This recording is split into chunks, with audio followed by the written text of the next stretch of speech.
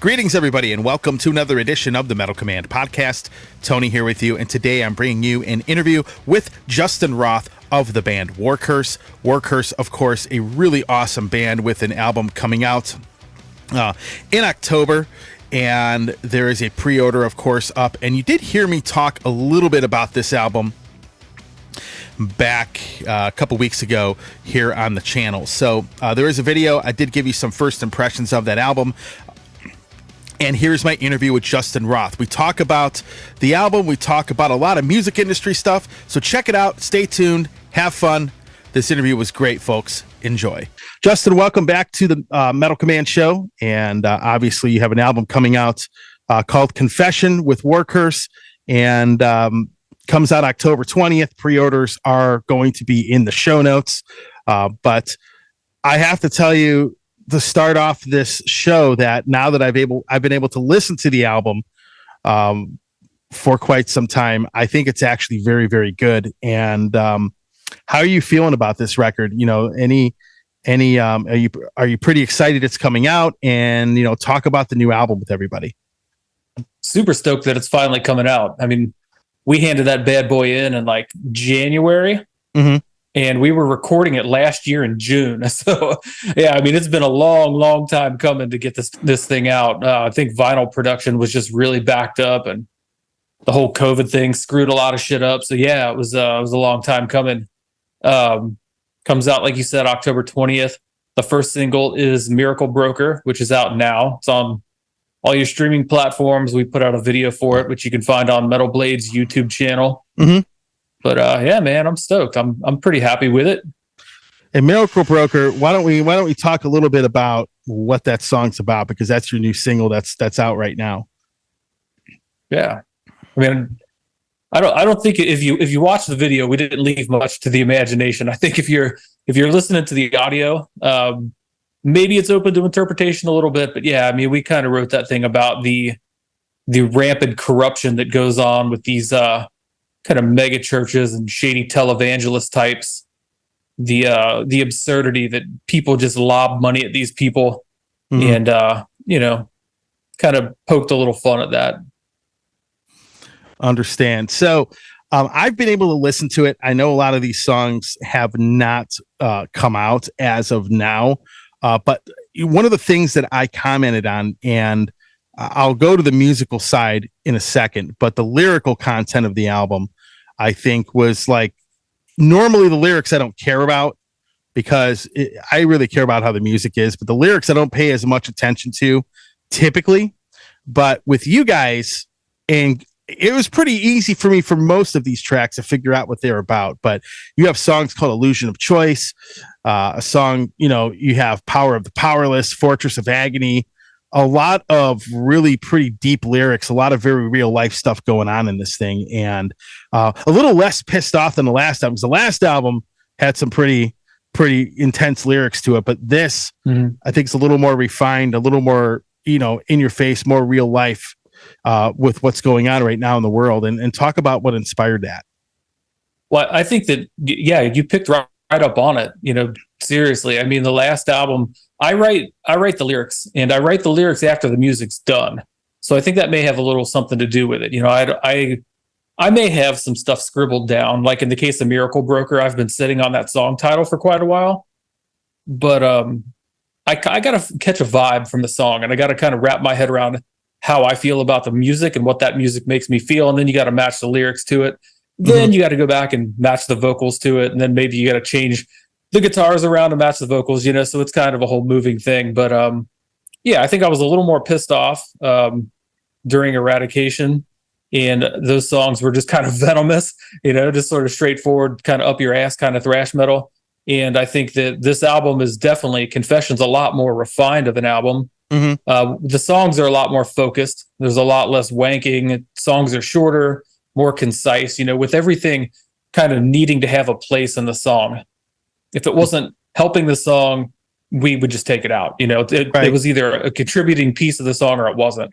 And so with the lyrics, I kind of took the same approach, where everything had to make sense. Everything had to flow. If you're reading it, if you're reading the liner notes, the lyrics, it tells you a story in order. I definitely put a lot of time and thought into the lyrics.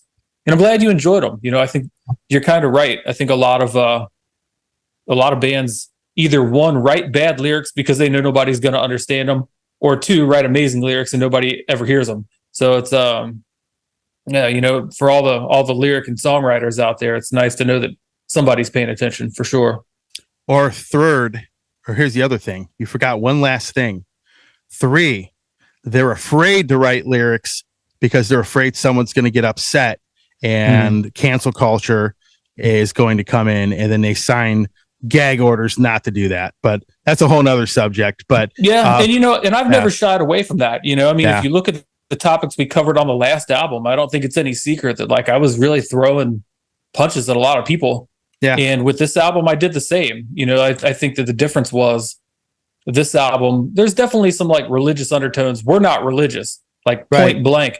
I think it's really funny how many people caught like a 2-second out of context snippet of Miracle Broker and thought that we were a Christian band, which is fucking hilarious because they clearly didn't watch the video or pay any attention to the lyrics. We're like an anti-organized religion kind of band. But yeah, you had talked about some of the song titles, and I mean, I'm not afraid to. People are going to hear them soon enough, so we can talk about them. Sure. Fortress of Agony was a very important song to me. I wrote that song about like children being sex trafficked. I don't think that's a deep, powerful, kind of almost emotional sort of song to write. You got to go to a dark place and put yourself in the shoes of the victim, and it's it's hard to write.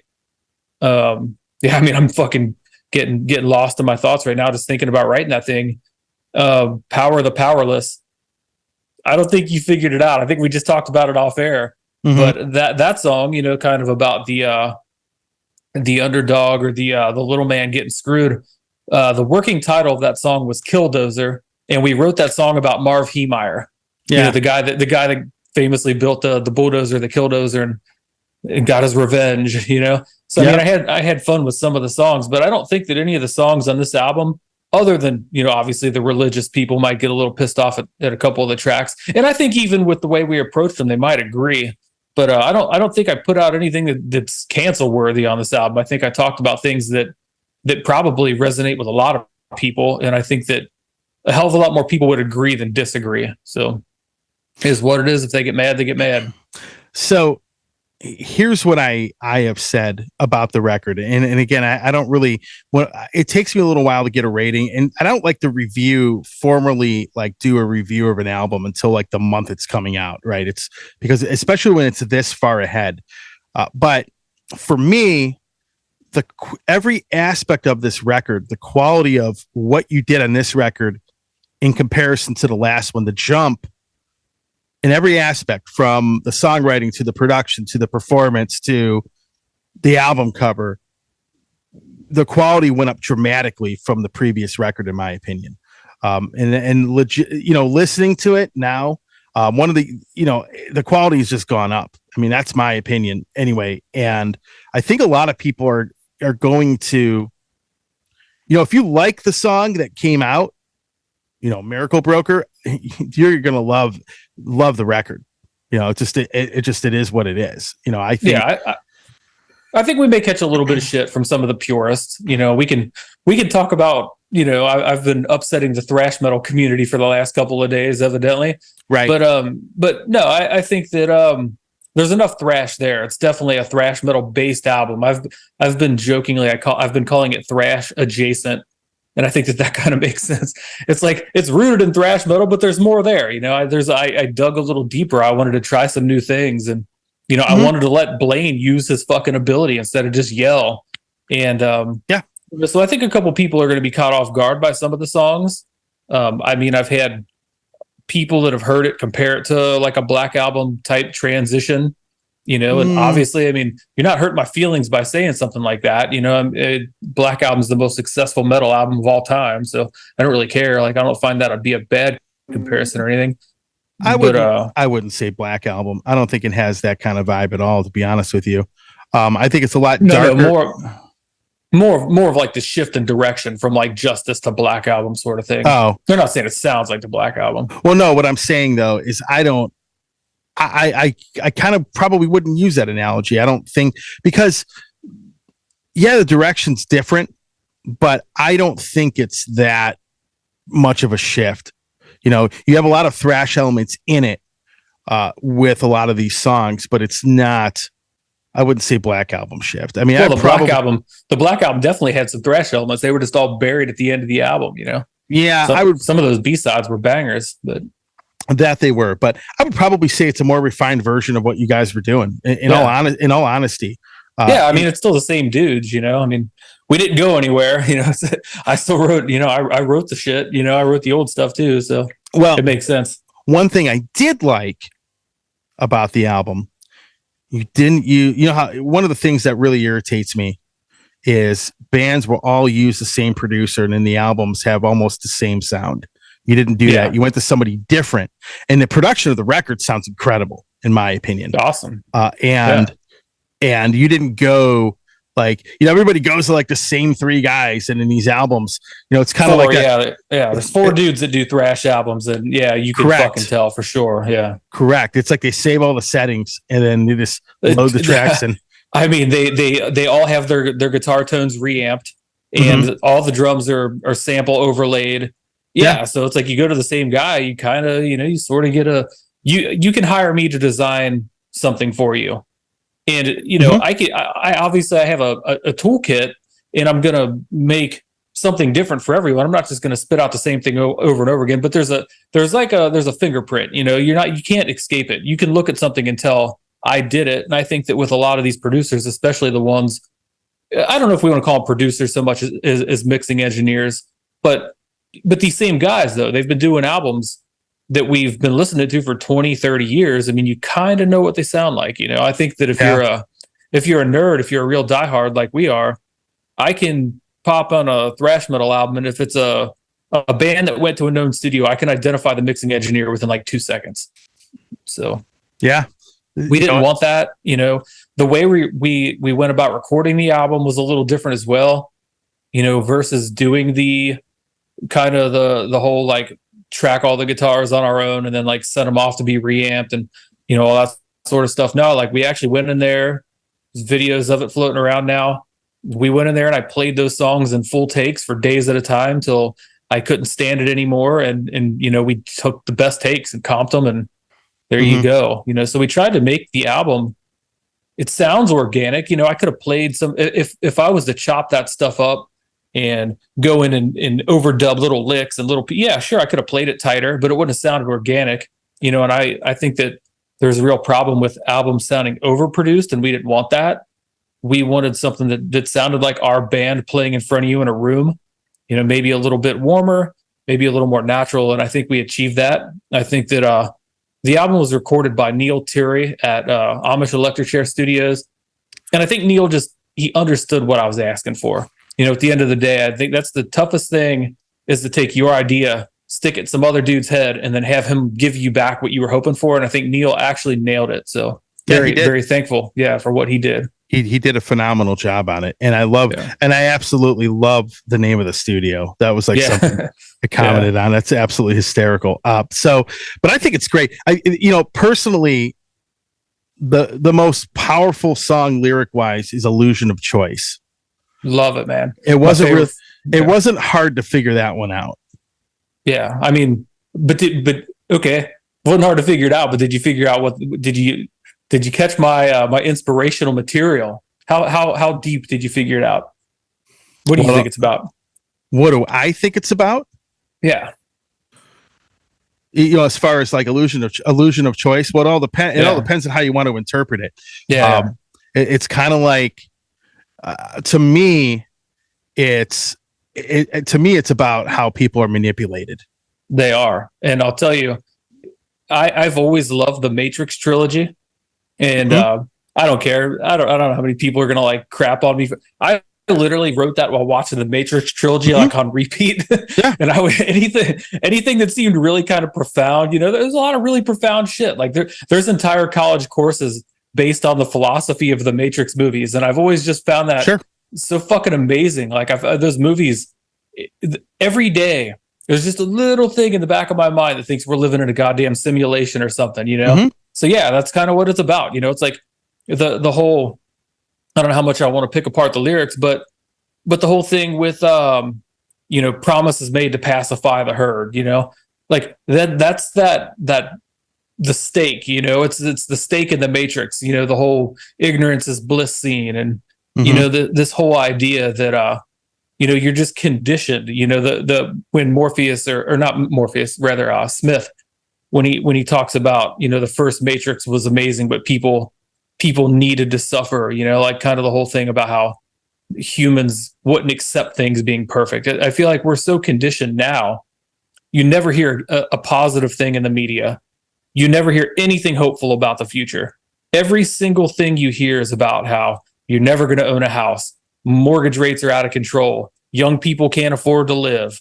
Everyone's in debt. It's like you go down the list, you never hear a goddamn positive thing in the media. And I swear they're just conditioning you to feel as if you've got to fail. Like the people are just so fucking defeated before they even try. And that's what I wrote that song about. So I could sit here for about 6 hours and talk about how the Matrix has manipulated people. But for those people that really want to get into that, there's plenty of things out there that can tell you about that. But pretty much that's exactly where I came in. I came into the best analogy I'll use is this, right? You have there was a comic like a sketch somebody drew, right? And on the drew, it had a cow sitting in the front of this like enclosure. It hasn't gone in the enclosure yet. And the enclosure says right, and then the other entrance says left, but both of them lead to the slaughterhouse, right? And that's pretty much, we have. I like to use my buddy Christian's term of dupes and chumps, right? I mean, that's literally what we have a society full of right now. Dupes and chumps, people that just are so easily manipulated. They've been manipulated into only caring about themselves. They don't wake up. I mean, they're slaves to the Matrix. That's the best way to put it. And if you don't understand the analogy I gave, then you'll never understand what illusion of choice is about. But that's essentially what it is. And, a lot of people just don't think for themselves, just the way it is. There's a lot of sheep, and it's slowly been worked into society over the last, few decades. So when I saw the song title, I didn't even have to listen to it or even look at the lyrics. I already knew what it was about. Yeah. So I'm glad you liked it, man. That's like my favorite song on the album. Yeah. I pushed for that to be the third single, and I guess I got vetoed or outvoted or however the fuck you want to look at it by the powers that be. But man, I love that song, and it's the last track on the album, which I thought was fucking cool. Yeah. I think there's something to be said. A lot of bands will like front load the album and like they open with 4 bangers and then you get into the B-sides and everything sort of, I don't want to say wheels come off, but it's like they kind of front load the album and the rest of it is what it is. But no, I think there's something to be said for finishing strong. And like, I love the ending of the song. I don't want to give it away. I love the fucking breakdown of the song. It's heavy as shit. Yeah. Just like everything about that song to me was like, that was the fucking song that stood out when we were done. It wasn't my favorite song during the writing process by any means. Like I was sort of on the fence with that one until we put the lyrics to it, put the vocals to it, worked on and massaged some of the parts. But yeah, when it was done, I listened back to that song and I was just like, fucking goddamn, like that's a banger.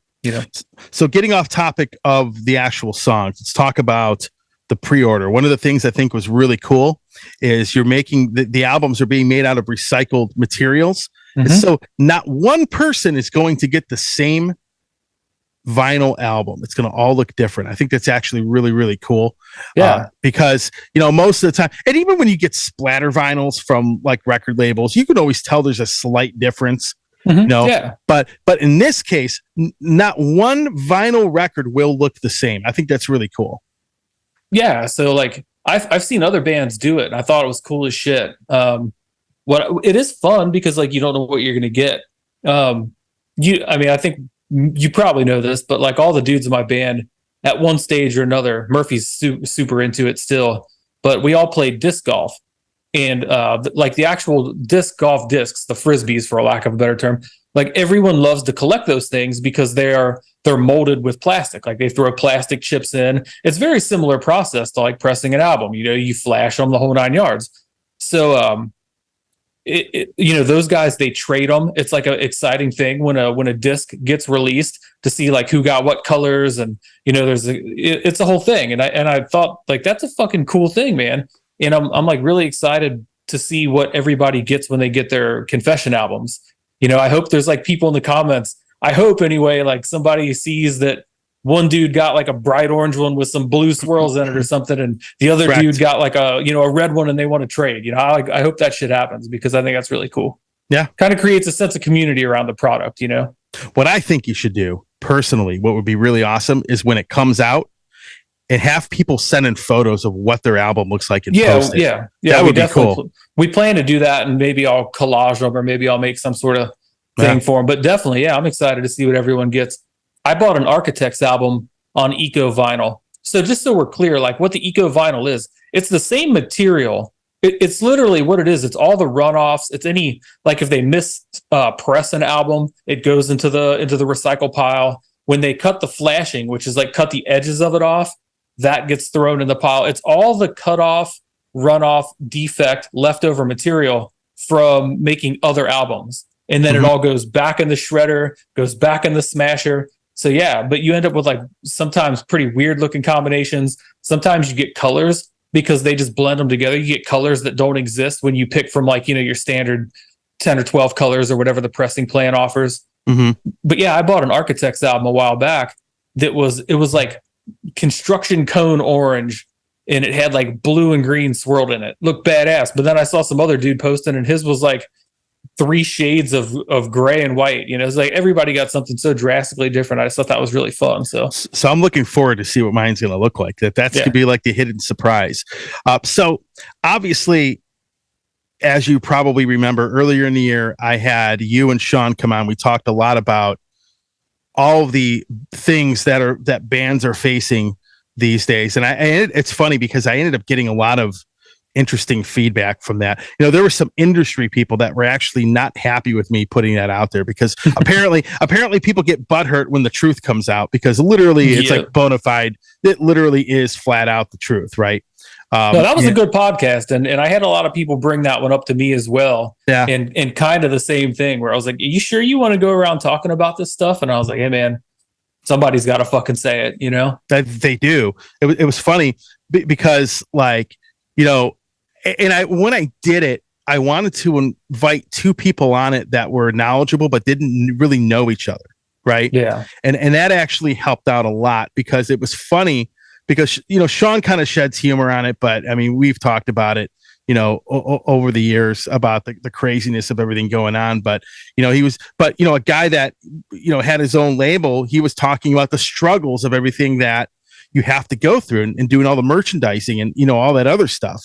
But we talked about the merchandising aspect of it. So I want to get into this really quick with you.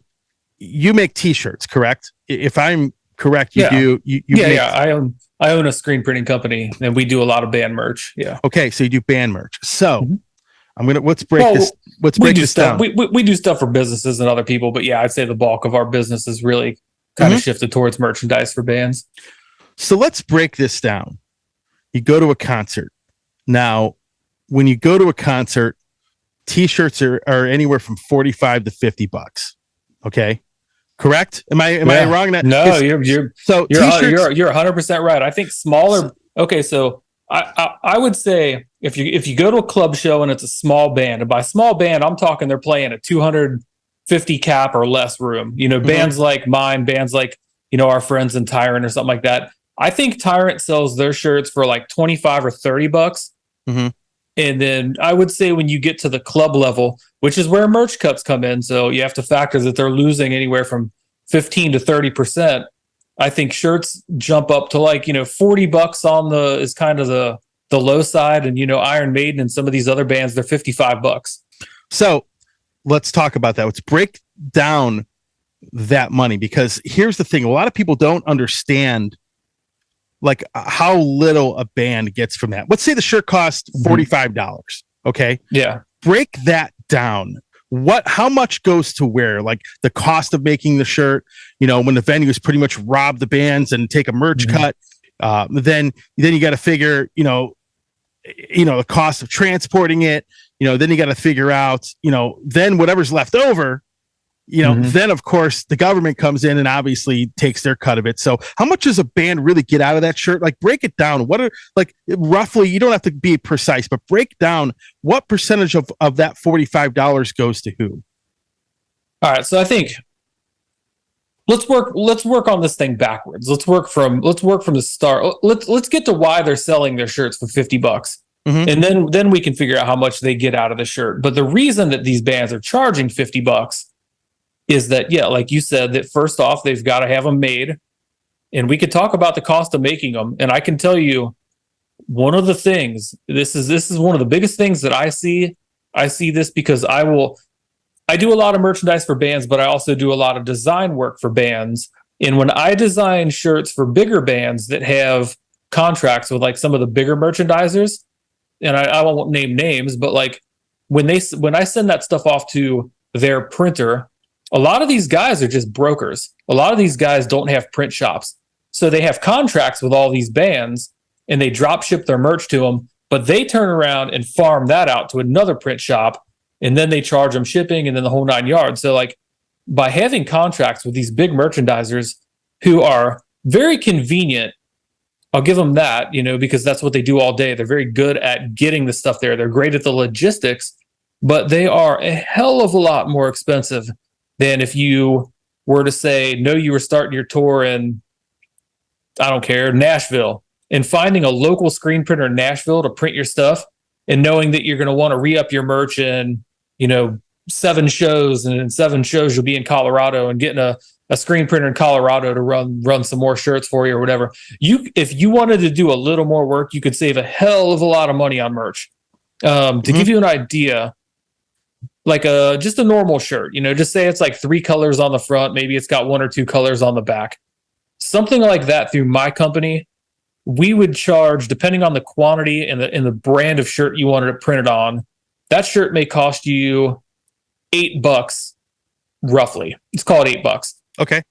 That same shirt through one of these big brokers is probably going to cost $20 to $25. Okay. So right off the bat, you're talking a difference of 300%. Sure. So let's say they've got $25 in a shirt. Let's say that by the time they drop ship the stuff, let's say that adds another, 50 cents to $1, depending on what zone they're in and where it's going. So they end up with a few $100 in shipping costs. Now they've got to pay their merch seller because their merch sellers on a big tour, especially, they're working on a percentage. So they're probably paying their merch seller anywhere from like 5 to 10%. Plus the guy's keeping his tips. Smaller tour, maybe they're just paying them a day rate. Maybe they're paying them $100, $150. So you got that cost every day. And then your venue turns around and this is the real kick in the nuts. They don't take 15 to 30% of your profit. They take 15 to 30% of your gross sales. So if you sell that t-shirt for $50, but let's say by the time all is said and done, you've got $30 in expenses wrapped up in that shirt, you've only got a $20 profit. But what's 30% of a $50 shirt? It's $15. So that $20 in profit you made, fucking 15 of it is going to these criminals at the venue. So you're left with $5 for yourself on a $50 shirt. That's between 10%. Split between 5 guys, and then of course the government comes in and gets their taxes off of it. Absolutely. And like I say, you got to pay your merch seller, you got to pay your crew. You've got expenses. So that's why these dudes are charging so much for shirts. Now there are some ways that they could save money. Again, I think that people, it's no different than you hear the horror stories of like, major labels and 360 deals and all this sort of stuff. I mean, they're basically signing up for the same shit when they sign with these big merch sellers, because, if you had that extra, anywhere 15 to $20 or whatever, the difference is in having a shop like mine print it and a shop like, one of these big drop shippers print it. Now you've padded your profit by $20. Now when you got to give these crooks at the venue their cut, it's not as painful. So I think there's some ways they could save some money there. I heard a really, I don't want to sidetrack too much, but I heard a really funny story the other day. We just got back from that super clusterfuck of a music festival that blue. I know you saw all the posts online. Yeah, we just got back. Yeah, we just got back from Blue Ridge Rock Festival. Me and Murphy were there. We were with Exodus and Biohazard, and Gary Holt told. I mean, I want to say it's a funny story, but it's kind of infuriating. It's kind of fucking ridiculous. But Gary was telling us about a show they played where their guarantee was X amount of dollars. I'm not going to divulge their business or anything, but right. They had a fucking great merchandise night where they sold an absolute fucking ton of merch. It was a really good show. It was like a sold out show. By the time they got their fucking merch cut, they owed the venue money on the night. Their merch cut that they had to pay the venue was more than the guarantee the venue was paying them. They literally paid that venue to play that show. That is absolutely absurd. How fucking crazy is that? That is absolutely absurd. And I guarantee you that's not the first time that's happened. You know, when you look at some of these bands that are kind of, you know, quote unquote, like t-shirt bands, you know, if the main thing you're making your money on is merchandise and you've got a smaller guarantee, I bet you there's a lot of bands that end up writing checks to the venue for merch that is bigger than the check the venue hands them for playing. And that is fucking crazy, man. Yeah. What's crazy about the entire thing is that none of this industry exists without musicians. Yeah, we're the reason they unlock the door. Yeah. And they get hosed hardcore. I mean, like on the small level, you know, you think about like a small club show. The band is the only fucking reason they open the doors that night. Mm-hmm. If there's no band, if there's no show, there's no reason for anyone to be there. But before they pay the band, you know, because a lot of these bands, especially when you're on a smaller level, you know, you may have like your pay may be dictated on like what the actual house hauls in after expenses. A lot of times they put that in there. It's a little fucking thing they slide in there after expenses. What that means is that they're going to pay the fucking sound guy. They're going to pay the lighting guy. They're going to pay the security staff. They're going to pay everybody else that worked the show. And then whatever's left, they give to you. So everyone eats before you. But if you weren't fucking playing that night, none of those motherfuckers would even have a reason to be there. It's fucking crazy, man. I don't know why any of us still do this shit, to be honest with you. Yeah, you know, and it's funny because like I get, you know, even though I'm not a big fan of them, you know, I put a post up about tribute bands, and I understand why a lot of musicians play in them because of this kind of stuff. Like when you put your original music out, and I'm looking here right now, for example, you know, the amount of streams you need to make $1. Oh, okay. Crazy, man. So like, for example, I'm looking at it right now. Spotify, 229 streams equals $1. SoundCloud, 305 streams. Napster, 53. Deezer, I don't even know what Deezer is, but 300. Another one of those, yeah. Another 333 streams. iHeartRadio is 59, but iHeart is obviously a little more closer because there's a lot of terrestrial. That's because they have to pay mechanicals. They have to pay the actual royalties. Yep. Versus paying these fucking made up numbers that these streaming companies pulled from thin air. Yeah. So again, you know, if you want to talk about devaluing music in the arts and stuff like that, you know, like I said, you know, like Sean said in the podcast that we did, he goes, it's basically they've devalued music. That's really what they've done. And they make, you know, crazy amounts of money off of this, but then whine and cry and claim, oh, we're losing money, which I don't think that's the case. No, I think they're lying about that. When the CEO of Spotify is worth more money than any musician on the entire platform, and the guy's like our age, no, he ain't losing money. He's fucking paying himself globs and globs of money. And like any smart business, he has his accountant fucking balance the book so that it looks like they broke even, but they're not losing money. They're reinvesting in the tech of the company. They're paying huge bonuses to all their fucking office employees and all the higher ups. Their stockholders are getting paid. Everybody's getting paid again, except for the fucking musicians putting the music on the platform. Like if you've got that chart in front of you, is that the one that shows you what 1 million streams plays? No, it says what you need to make $1. Oh yeah.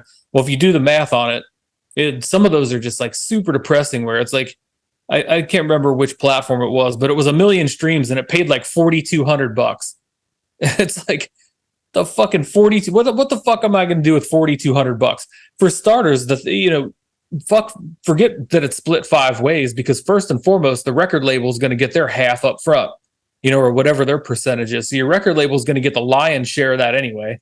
Mm-hmm. Then you're going to get your half. Then you're going to pay your manager his 15 or 20%. And by the time you pay your taxes on it and you divvy it up 5 ways, that million streams now pays me like enough to go buy a pair of Converse or some shit, If that. It's it's insane, man. And I don't understand how music will be sustainable. Touring and merchandise was our last fucking like vestige of getting paid. That was like the lifeline, was that, okay, we don't make any money on albums anymore. We don't make any money on mechanicals because the shit doesn't get played on the radio anymore. We don't make any money on anything except for our live shows. So we got to live and die by touring and traveling t-shirt salesmen. We're just out there like pimping t-shirts. And if you can't make money doing that, how the hell do you make money? When all these bands break up, when no band wants to suffer through 25 years of poverty before somebody decides to throw them a bone, you're only going to have yourself to blame. It's the whole industry is just cannibalized itself. Well, here's what I'm going to say. And this is something that I recorded. I just finished a podcast, mostly edited this podcast already. But, as of right now, in 2023, 84% of any music revenue is from streaming. 3% is digital downloads, where someone buys the digital downloads. And then you have 11% are physical sales. So basically, majority of it is streaming. That's where a majority of the musical income is coming from. So physical sales, I don't know what goes into that. I'm going to assume it's going to be vinyl, CDs, maybe some t-shirts, whatever they throw into that. I don't know. I have the graph. I have the stats. I don't have exactly. No, it's just media. So that's CD, cassette, vinyl. Correct. That's okay. Okay. So basically that is what is happening. And I'm going to be honest with you. People call me a doomer. I'm not a doomer. I'm a realist. What's going to happen is before this bounces back, it's going to have to hit rock bottom.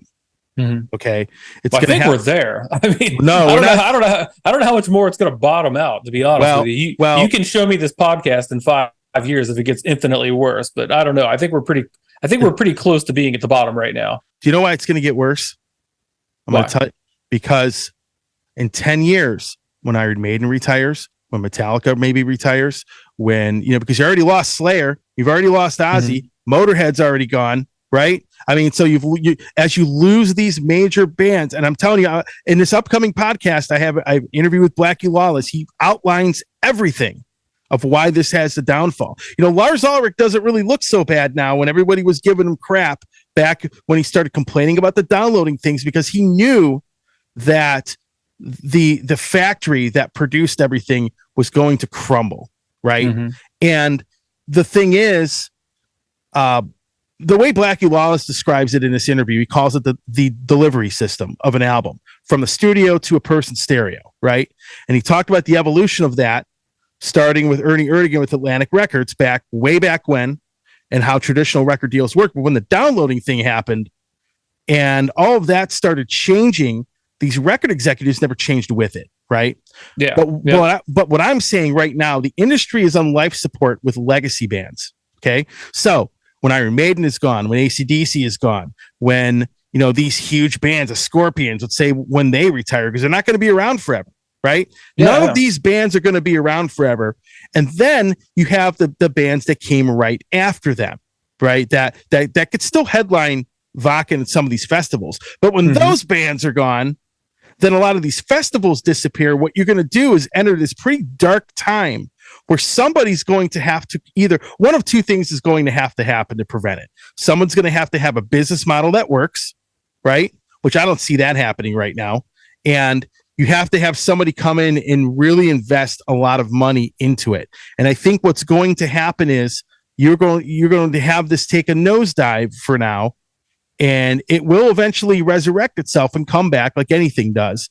But right now, it's gravy training off the legacy bands. And when they are gone, right? Because there is no Black Sabbath, there is no Ozzy, there is no Motorhead, there's no Slayer, right? A lot of these bands are already gone. Anthrax ain't getting any younger. Exodus isn't getting any younger. Megadeth, Metallica, all of these bands are not getting any younger. and the industry's on life support as a result. So I don't think it's at its worst now. I hate to say that to you. I think it's going to get worse. And well, I'm gonna. So that's the issue. I gotta say, okay, so I've been pushing the same narrative for a very long time. Anyone that's followed me for the last 10 years, I've been talking about the scarcity of headliners that under the current generation. Like if you take away your Metallicas, if you take away your big guys, it's been my theory for the last 10 years that there was going to be no headlining bands. Like there wouldn't be anybody big enough to justify the ticket price or to justify traveling to go to, a download festival or something like that. But I think the reason that I think that we're kind of at the bottom, I don't even think that those headliners have the same power that they used to have. I don't really think anyone is going to go to Hellfest, for example. I don't think Hellfest is going to sell any more tickets with Metallica playing than they're going to sell anyway. Mm-hmm. I just think that the draw power, and this kind of feeds into that post that I put up yesterday that stirred up a big turd. But like, as I showed, as the numbers clearly showed, I pissed off some people. Ghost has twice the streaming numbers that Slayer has. So like, I don't think that Slayer going away means that metal dies. I think that what happens and what has to happen is the next generation of headliners somebody needs to really put a push behind them. And I think you're starting to see that with the Gojiras of the world and some of these other bands that are pulling really, really good numbers, the arch enemies of the world, some of these bands that are really popular. As long as those bands are able to have longevity, which is the big question, because I would imagine that Tobias Forge is probably a millionaire by now. I'd imagine that dude's set up for life. I don't think that, for example, like Alyssa of Arch Enemy is a millionaire. I don't think so. I don't think that like the dudes in Gojira are millionaires. I bet they're doing good. They're not going hungry, but I don't think those dudes are set up like a fucking, like a Metallica was, post Black Album kind of thing, not even close. But as long as those bands are able to have longevity, I do think we're starting to see now that the natural order of things, all the bands that you're talking about, all the bands that you named, they all come from like two camps. You're either in like a traditional heavy metal camp, your Iron Maidens, your Black Sabbaths, all those bands, Ozzy's of the world, and then thrash metal, which is your Metallicas, your Megadeths, Slayer, all those bands, Anthrax. I just don't think that I think people have already naturally moved on from that stuff, as the numbers clearly show. I just think I think that the weird thing is anymore, like you look at a festival flyer, Testament, who had, in that post I made, had the highest streaming numbers of any of the thrash metal bands that weren't Slayer, Megadeth, and Metallica. Like Testament was actually above Exodus. So Testament was like number 4 of all of the giant thrash bands. And I think they had 5 million, some very respectable number. It was surprising as hell. But they had like 5 million monthly listeners on Spotify or something. But the point is, when you look at like this year's current crop of festivals, and I did an experiment recently where I pulled them all up and I just had them all lined across my computer screen. You don't see many traditional metal bands and you don't see many thrash metal bands anywhere near the top of these posters anymore. Nope. So Testament was on the same stage. I don't remember which festival. It might have been a download or something. But like Parkway Drive's logo was like this fucking big, and Testament's logo was like this big, like 2 rows under them, So I think when you see bands like Parkway Drive and Trivium, and who's another big one right now that's filling these big venues, Architects is really big right now. I think you're seeing these bands are starting to fill very respectable size, like small arenas, like European arenas, like whatever those hold 5,000-6,000 cap. I saw Gojira with Mastodon recently in Newport, Kentucky on a Wednesday night, and they pulled 6,000. Those are respectable numbers. Those are bigger numbers. I don't think if Megadeth came to Cincinnati right now and they didn't have some gigantic tour with like 37 giant bands on it, I don't think Megadeth could pull the numbers that Gojira just pulled. So no, I don't know. I'm kind of hopeful. I think that I just think, it's not the best news in the world for some asshole like me that plays thrash metal, but I do think that like the industry is just it's becoming more accepting of modern bands, and I think it's just going to go away from like what we know as metal or what your fan base probably thinks of when they think of metal. I think it's just going to shift. So I think we've already kind of bottomed out because, again, like the Megadeths of the world, they just don't have the drawing power that they used to have anyway. They're Yeah. not the ones pulling all the weight now. So I'm hopeful that because some of these other bands, even like the legacy, like the original crop of like metalcore bands, you know, your Killswitch Engage bands, those are like the Metallicas to the generation younger than me. You know, like even my vocalist Blaine, like he got into metal when that shit was huge. You know, Yeah. so like he looks at Killswitch Engage the way I looked at Metallica my whole life, you know. So it's I don't know. I think you're just gonna see a changing of the guard. And I think the good news there is that the generation below the current headliners are not such cutthroat, selfish dickheads. I think you're gonna see maybe, if anything, the genre improve. Yeah. It all depends. You know, some of it has a different appeal though, too. You know, certain bands like for example, you know, it's crazy. Like European power metal bands will play in these like Metallica sized venues, and they come here and play in front of like 500 people because it just never caught on, right? But yeah, like a Power Wolf or something like that, where yeah, the biggest band in Europe, and like, you know, nobody in my city has ever heard of them. Yeah. I mean, I'll give you an example. I remember looking at the amount of people Halloween played to in like Mexico and South America. It was astronomical. The venue was huge, and then they were playing. You know, they're playing in Royal Oak, Michigan, to like 400 people. You know, I mean, it's just how that works. But it's interesting. You said something about Ghost having having a lot more streaming and a lot more followers. Because if you really look at the band, I'm not really a huge fan of them, but what I am a fan of is the way they market themselves and the way that they promote themselves. You know, because Slayer, you know, let's say Slayer is a band that's retired. You know, I don't expect them to probably, because they haven't been around for a while, to really have anywhere close to what Ghost has in streams. But Megadeth has what, 5 million, I believe, right? Which is still like 4 million less than Ghost does on there. Yeah. You know, and that's the thing. But a lot of people don't like the truth about a lot of things. And, you know, I looked at that post. I didn't see it till today because, you know, social media sucks and anything relevant usually doesn't get brought up in the feed. But what I did notice, she brought up a lot of things that, you know, were a problem in the thrash metal scene. You brought up gatekeeping.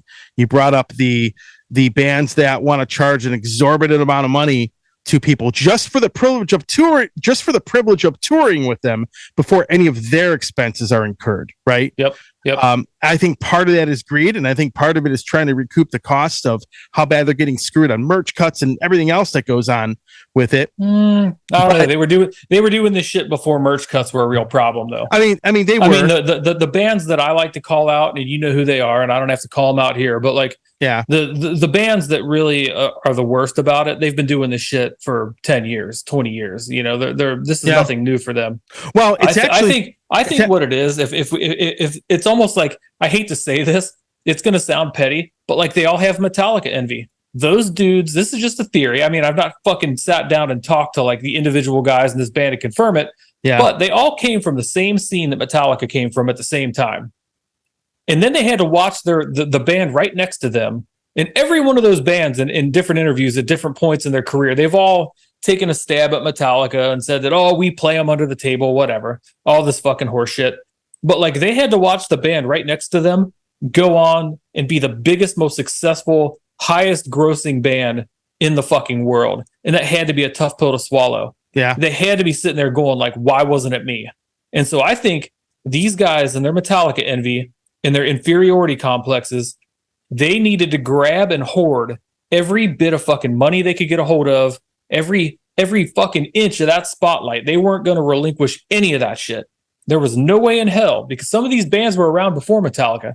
There was no way in hell they were going to like bring up the next generation of bands and take them on the road so that generation of bands could eclipse them. They were just going to keep everybody out. They pulled the ladder up behind them, said, good luck to you down there. They didn't even say that really. And that was it, man. Like they were not going to share a piece of the pie no matter what. Well, the buying and the tour stuff's been going on for even since the 80s, but the difference is that there was a lot more money in it back in those days. You would profit a lot more. The shows were bigger. You had more of that. It's kind of ironic. You know, you were talking about You were talking about the, bands having that Metallica envy or whatever. I saw this headline on Blabbermouth. I didn't read the article yet, but it said Dave Mustaine claims he doesn't talk about Metallica anymore, which made me laugh when I saw He's that. He's literally talking about Metallica by saying he doesn't talk about Metallica. Correct. But every time, but all the headlines before that, they highlight something he said about Metallica. And well, it's like Dave Ellefson and fucking and Jeff Young never talk about Megadeth either, right? Right, exactly. That's kind of funny. But it's the only fucking thing any of them talk about, because that's where the relevance comes from. But I'm just so fucking bored of it. And I guess that was kind of the point. Another point that I made in that post was like, how many fucking years are we going to spend talking about the beef between these two bands that took place before I was even born? I don't fucking care. And I just think that the majority of fans, it's like the storyline's old. Like, you can only have Hulk Hogan and the Ultimate Warrior wrestle each other so many fucking times before no one fucking watches it anymore. You talked about gatekeeping.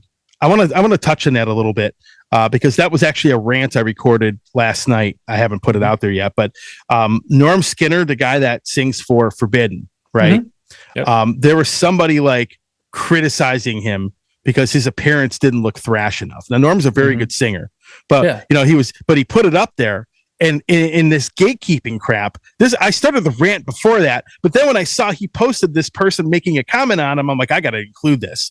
I got to re-record this, because this is exactly the example I'm talking about. He doesn't look thrash enough. He looks too much of like a 9-to-5 dude, which I don't think he does. But this person made that criticism. But they're worried more about that than the substance of the music that the band is probably going to put out. What's probably going to be pretty good. Right. And that kind of gatekeeping, I hate that crap. I mean, this isn't 1986, right? Well, I think that's the fucking thing with thrash metal that aggravates me so much, and I don't want to sound like, and I think people interpreted my post this way. I don't want to sound like I'm just picking on the genre. Like, I'm more fucking invested in that genre than any of the people that were bitching about my post, like, this is what I do for a fucking living. I play in a thrash metal band. It's what drove me to music in the first place. So I'm not crapping on it. But like, it is that toxic fucking gatekeeping bullshit, even inside of the music. So yeah, it's like the dress code. You got to look a certain way. You got to fucking dress a certain way. You can't ever admit to liking certain things or thinking a certain way. But then above that, it's like, even in the music, you cannot have certain elements in your music. You can have clean vocals, but not too clean. Otherwise they push you off into like, they'll call you a power thrash band or some goofy shit. You can have dirty vocals, but they can't be too dirty, or they'll call you a death threat and they'll reject you and have you over in that little box. You pretty much have to adhere to a very specific set of rules. Your guitar has to be tuned between E and C sharp, nothing lower. You can't use certain effects. You can't have tracks. You can't have this. You can't have that. It's like, if you do anything too progressive, if you start using different time signatures or breakdowns, or it's like they just fucking, there's a litany of fucking rules that all of a sudden everybody goes, whoa, not thrash. We're already catching shit for Miracle Broker, which I think is a very thrash metal song.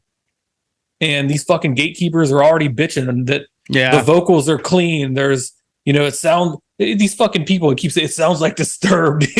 We had some fucking idiot say we sound like Five Finger Death Punch.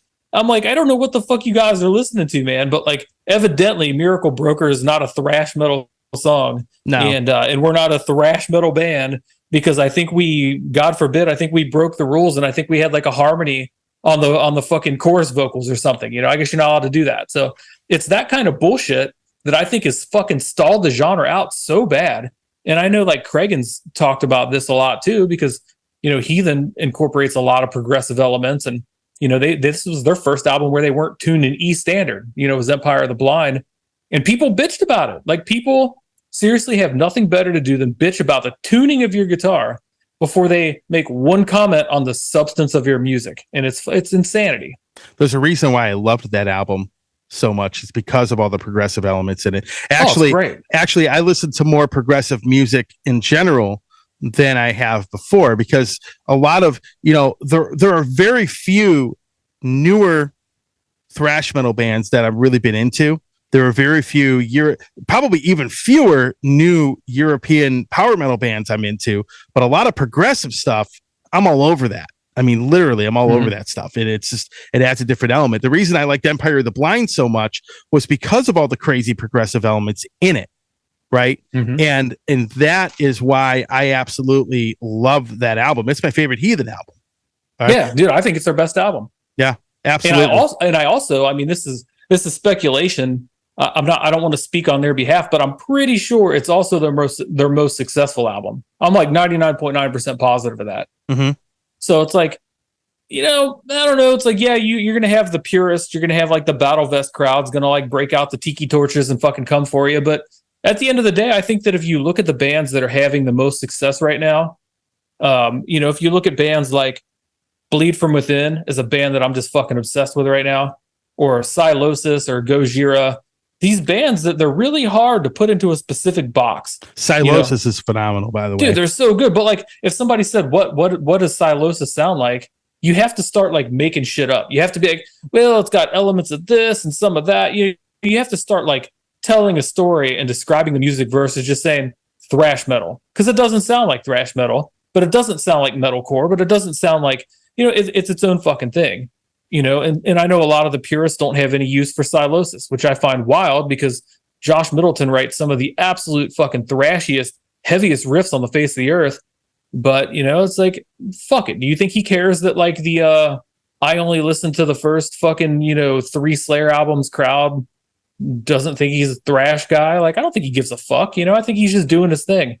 And, right. And I think you're just going to see more and more bands, mine included, that's just going to be like, take your rule book and shove it up your ass. Like I'm gonna put things in my music that I want to put in my music to make it interesting to the listener. And I think in the long run, especially like you look at a band like Trivium, they have proven that just doing your own thing and not caring about all the fucking naysayers and the shit talkers in the long run, I think it pays off. Yeah. So the gatekeepers can just fuck straight off. I completely agree with you on that. So on that note, we'll start ending this off a little bit here. I'm going to put the pre-order for the album in the show notes. Again, I think the album is absolutely phenomenal. I'm going to kind of focus on that a little bit. I think you guys have written some really great stuff on it. And it does come out on October 20th. Yep. Thank you. I mean, dude, I saw the video that you put up earlier where you reviewed a handful of albums or talked about them, and ours was one of them. And I sincerely appreciate the kind words, like from somebody that's been around. That I think you got pretty fucking good taste in music, and you've clearly you understand what we're doing and you understand the genre. So to get that kind of feedback from somebody with a little bit of clout, it means a lot, dude. So sincerely, thank you. Yeah, it actually is. I'm telling folks right now. You look at it like this: if you like the song Miracle Broker that's out right now, you will absolutely love the album, because in all honesty, I don't think that's one of the stronger songs in the album. Okay. And if you don't like it, you should check the album out when it comes out, because I can guarantee you that if you don't like that song, you're going to like a lot of the other ones. I mean, I could name pretty much all of them. I mean, even like the worst song, the song I like the least on the album, I think would be better than what a lot of other bands have on some of their records. Because here's the thing, what people don't understand is that I get inundated with stuff sent to me in my inbox nonstop. I mean, it is nonstop. And I hear a lot of different stuff. I mean, I hear stuff that's phenomenal. I hear stuff that's terrible. I hear things that like don't even fit my show that people send me. But, I listen to like the first song, but I could say in comparison to it, it's an extremely awesome record. There really haven't been a lot of great albums for me, at least, that have come out. But that album, your new album, Confession, that's going to be coming out, I think it's just as good as anything that's out there. I mean, it's just that I think it's the songwriting is what makes it in the end, right? But the production, the album cover, everything about it is a huge step up. And in that video, I was telling people about the power metal band Camelot. They had an album called Siege Perilous. Yeah, I went back and listened to it. Bores me to death. And then the next album after that, The Fourth Legacy, all of a sudden they went from like boring to like going on a nice big run of records ever since then, so it's just like that transformation. and that big jump in the quality of everything that you guys are doing. And I'm hoping that, I want that to continue. I had that gut feeling, man. The first interview we did back earlier in the year, I told you, I'm like, I got this gut feeling about it. And as soon as I heard like the first three songs on the record, when I ended up getting to, the song Fortress of Agony, then I knew my gut feeling was correct. And then as I've listened to it, there's a lot of different stuff, but again, it's well written. It's not boring. It's not a thrash metal band just playing thrash metal for the sake of it. You got a lot of thrash elements in it. But there's it's song oriented, and if people don't like that, whatever, dude. At some point, pure thrash is going to be gone. You might have bands that still do it, but at some point, you got to evolve past that. And that's how I look at it. I think it's good. I don't go into anything, folks. For anybody that knows me, I don't go into anything with any preconceived notion of what something should or shouldn't be. It's a very simplified thing. I don't get, like you were just talking about the gatekeepers. It's got to be like this. It's got to be like that. I have one criteria. You know what the criteria is? It's very simple. Do I like the music or do I not like the music? Goddamn, what a fucking crazy concept. Can you believe that? Like that's like the most difficult thing to do. And it's so difficult. It's so simple. It's difficult. Yep. Yeah. And so when I review stuff that sounds drastically different than what that band has done, I look at it. Do I like it or do I not like it? Right. Yeah, so exactly. Like, for example, I've told people this, people that automatically write an album out, it's going to suck, whatever. I don't even get into that. I don't get stuck on records. I'm not one of these guys that says, hey, they're stuck on one album a band put out 20 years ago, and it's like they almost disregard everything, or they say it's the best album since that record. It's not quite as good. I don't care about that, dude. I don't either. My thing is this, like we were just talking about thrash, right? Like Death Angel and Exodus and Testament and all these other bands, dude, they're putting out better records than they did in the 80s. I'm sorry. Dude, I fully agree. I think in this, even in the heavy metal world, I thought that like Judas Priest Firepower, and I know that's like treading on some mega sacred ground. I've come to the conclusion that I think it's their best album ever. And I know that's like a wild ass opinion to most people, because clearly, Screaming for Vengeance, Painkiller, dude, Firepower from start to finish, there's not one single song to me that doesn't just fucking hit from like bar to bar, man, like beginning to end. So I think that if you're a band, even if you're an older band, even if you've got an established sound or whatever, if you're not getting better with time, if you're not getting more creative, if you're not learning to write better music, if you're not learning from past mistakes or like self-critiques, if you're not improving or changing what you're doing, and you're just doing the same shit over and over again, what's the fucking point in doing it? Like, just go out and tour on your old songs. Yeah. Like, I don't know. So I'm with you, man. I try to keep an open mind, and big thing is like, I care more about songs than I care about checking boxes. And you know what? The one band I forgot to throw in here is Creator. I think Creator's like a million times better than when they started. Modern day Creator is like day and night, leaps and bounds, like 9,000% better than the Pleasure to Kill era Creator that everyone fucking loves. Like, modern day Creator writes amazing songs, dude, and like old Creator, it sounded like it was recorded in a fucking trash can. I know. So, and we're named after a Creator song. I love Creator, but I think the new stuff is light years better than the old stuff. So, dude, I totally. Times change. If you want the same old shit, the good news is, even if you listen to our album and you're like, oh man, this doesn't sound like old Workhorse. Here's the good news: those fucking albums are still out there. You can still go jump on Spotify, YouTube, wherever the hell you stream your music, and listen to them. Like, they're not going anywhere. You can fucking buy a copy of it if you want to own it. It's out there. Listen to them 300 times so the band can make $1. Yeah, I need that buck, man. Get on Spotify. go steal my shit. Or the 10 cents that you get after everybody else gets paid. Absolutely. I need it, man. That's how that works, man. But anyway, I think it's going to be a great record. I will post a review of it probably a couple weeks before it comes out. Because it's hard to get a rating. I like to, here's what I'll tell you. I like to give albums a chance. I started doing this first impression thing because I'm going to get my first impressions of the album out there. Like, what do I think of it right now? because then sometimes I might not like it as much, or I like it more. And in the case of both of the records with Iron Savior and yourself, I like the albums a lot more. I'm going to be honest with you. And I think it's going to be there. So anyway, thanks for coming on, dude. Dude, awesome, man. Seriously, man. Thank you for having me. It was a blast. It was a lot of fun.